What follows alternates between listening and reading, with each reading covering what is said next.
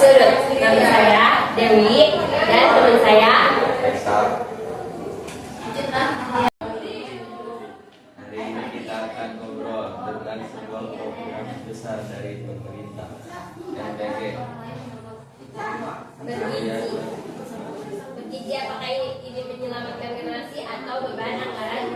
Kita bakal tuntas selama 30 menit. Dan supaya pembahasannya lebih dalam dan akurat, kita sudah mengundang dua narasumber. Namanya saya Rasti Putri dan teman saya ahli gizi dan pengamatan pendidikan. Terima kasih sudah mengundang saya. Senang bisa berbagi sudut pandang. Bu Resti bisa jelaskan kenapa gizi itu sangat penting terutama untuk anak-anak? Betul, gizi adalah fondasi fisik dan kognitif. Anak yang kurang gizi bisa jadi hilang gerak, susah berkonsentrasi dan perkembangan otaknya mungkin tidak optimal. Setelah itu berdampak langsung berprestasi di sekolah. Jadi bukan cuma gizi yang sehat, tapi gizi juga membuat anak belajar lebih baik.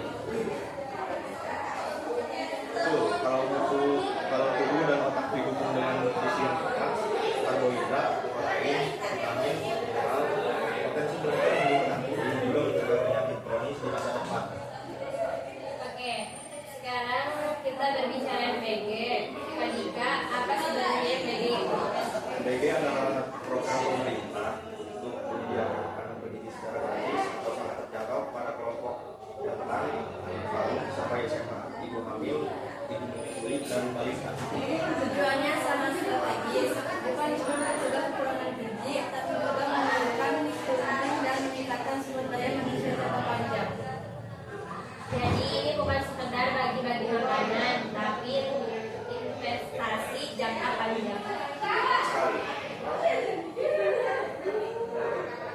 Sekarang inti yang banyak diperhatikan dari teman karena MBG tidak datang.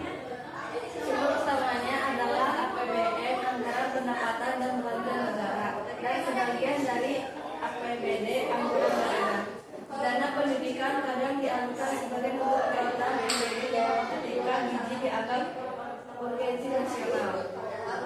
Menarik, bisa disebut apa anggarannya? Untuk tahun 2025 alokasi MBG mencapai 71 triliun dari APBD. Tapi proyeksi kebutuhan bisa sangat besar, diperkirakan 121 triliun hingga akhir 2025 dan bahkan sampai 330 triliun pada 2026 untuk memenuhi target penerima. Wow, jumlahnya besar sekali sehingga jadi persyaratan. Karena sebagian anggaran pendidikan bisa terus sekolah untuk belajar semua yang berbeda. Bagaimana dengan target program ini? Siapa saja yang disasar? Target MBG adalah 82,9 juta orang. Kelompok sasaran meliputi anak sekolah, PAUD hingga SMA, ibu hamil, ibu menyusui, dan balita.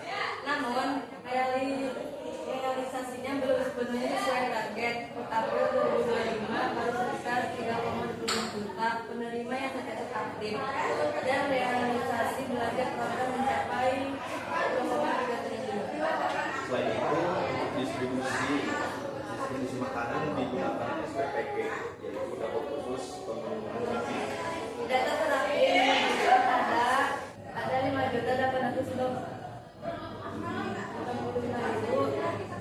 SPPG aktif hingga Agustus 2025, sementara target jangka panjang adalah 30.000 dapur SPPG. Tentu program sebesar ini tidak tanpa risiko.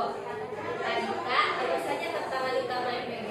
Beberapa risiko besar, satu, keamanan pangan, ada laporan kasus keracunan makanan.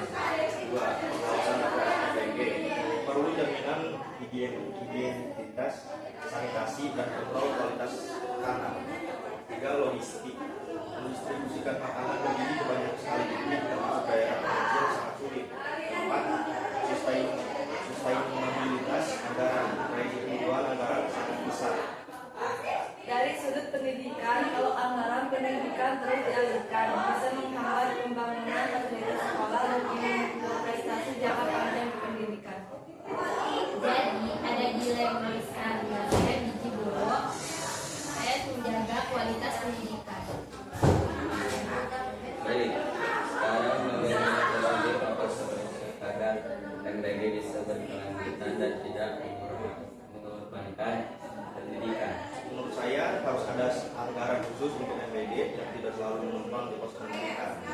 Penguatan SPPG jumlah atau ditambah standar higienis ketat, monitoring dan audit budget dilakukan dari inspeksi edukasi masyarakat dan orang tua agar boleh mendukung pemanfaatan MBG dengan bijak.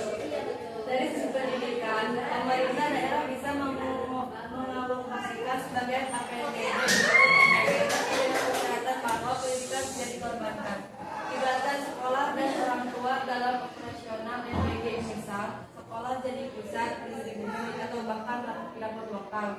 Transparansi anggaran agar masyarakat bisa awasi penggunaan dana.